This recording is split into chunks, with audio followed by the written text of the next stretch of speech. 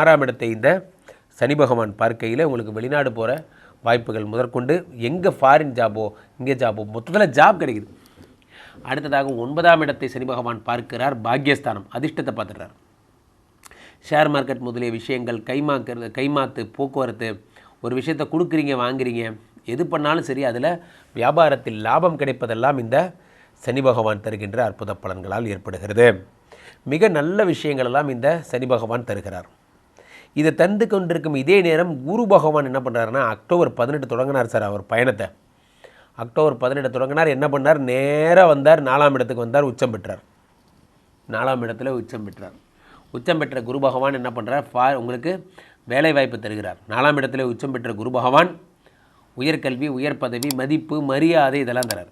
4ஆம் இடத்துல 4ஆம் இடத்துல வருகின்ற குரு பகவான் தருகின்ற அற்புத பலனாக நல்வாழ்க்கை, காரு, முக்கியமாக மேசராசிக்காரர்கள் கார் வாங்க போகிறீங்க.